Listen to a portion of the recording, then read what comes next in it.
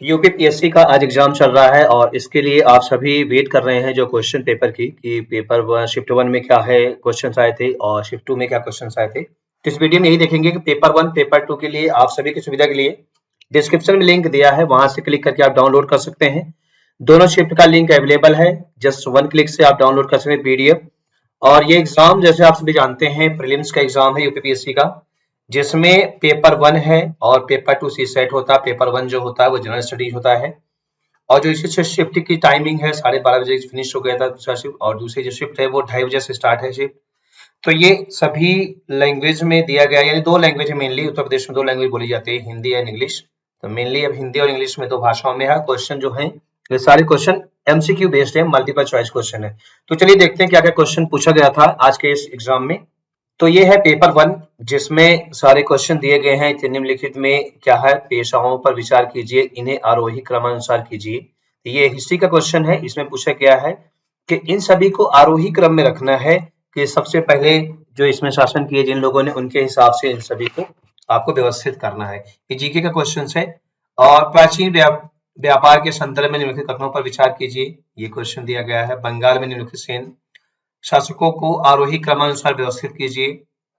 और बैरम खां के संबंधित जो क्वेश्चन पूछे गए हैं, सारे क्वेश्चन एक लॉजिक लेवल पूछे गए हैं। 2011 के जो जनगणना के अनुसार जनसंख्या के आधार पर निम्नलिखित राज्यों का अवरोही क्रम में प्रदर्शित कीजिए।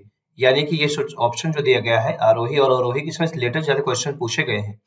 तो इसके लिए तो डीप नॉलेज होगी तभी आप सॉल्व कर सकते हैं। फिलहाल आपकी सुविधा के लिए सारे क्वेश्चन का जो पीडीएफ है पेपर वन पेपर टू का दोनों एडेड है डिस्क्रिप्शन में, वहां से क्लिक करके आप डाउनलोड कर सकते हैं। जो पीडीएफ वन है पीडीएफ टू दोनों आपको अवेलेबल है यहाँ पे, वो आप क्लिक करके डाउनलोड कर सकते हैं। सारे क्वेश्चन हिंदी में भी हैं और इंग्लिश में भी दिए गए हैं, दोनों भाषाओं में दिए गए हैं। जिस भाषा को आप प्रेफर करते हैं उस भाषा में आप इस क्वेश्चन को सॉल्व करने की कोशिश कीजिए।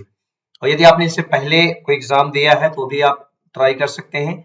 यदि आपने सही किया, क्वेश्चन नहीं सही किया, या जिन लोगों ने प्रिपेयर नहीं किया है या एग्जाम के लिए अभी अप्लाई नहीं किया है, वो देख सकते हैं क्वेश्चन किस तरीके के आते हैं। क्वेश्चन ये पूरे उत्तर प्रदेश में हो रहा है एग्जाम, और एग्जाम ऑफलाइन एग्जाम है।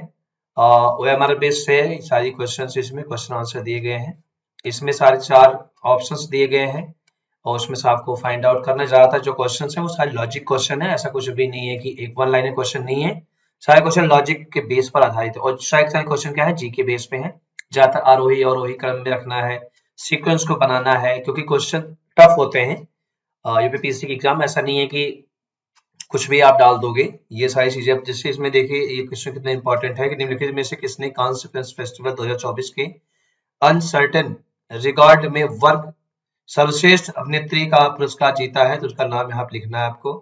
तो ये करंट अफेयर्स, स्ट्रैटेजी के, और स्ट्रैटेजी का कोई ऐसा डायरेक्ट क्वेश्चन नहीं है, क्वेश्चन के लॉजिक के साथ क्वेश्चन के और आंसर है।